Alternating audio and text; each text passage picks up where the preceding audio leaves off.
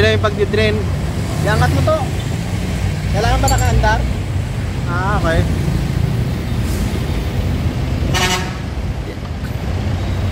So bago pala tayo mag-drain, dapat nakabuksan yung sa ilalim. Ito yung nakalagay yung ano niya, check valve.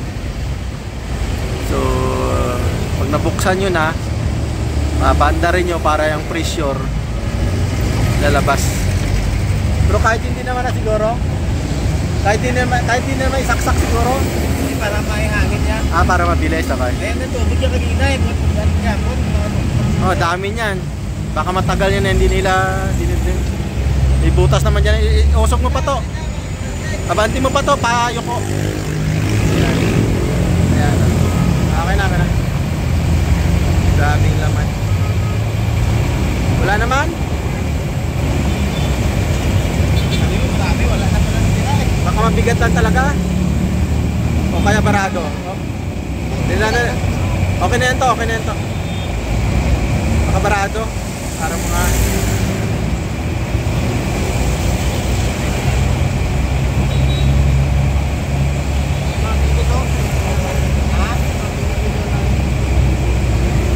Takpebe ako na. Doon. Takpebe ako. Takpebe ako. ayan, lumalabas naman yung hangin.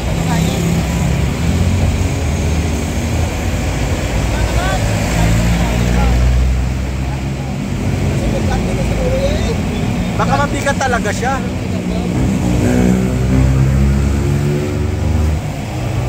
Kaliit lang pero ang bigat.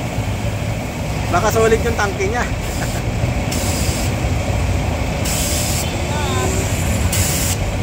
Ayan, malakas na yung hangin.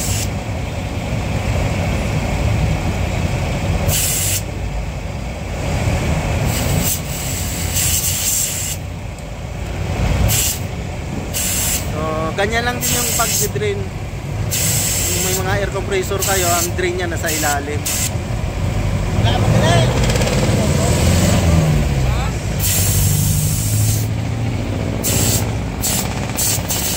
Iangat mo konti. Iangat mo konti.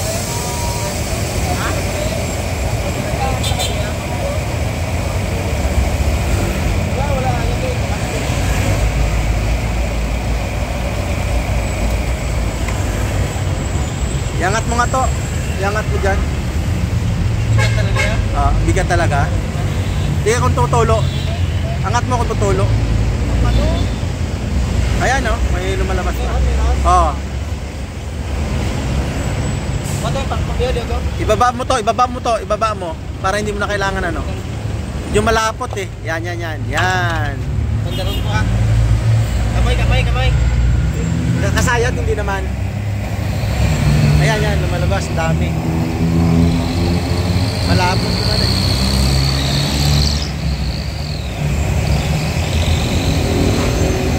Malapot lang yung ano niya, tubig.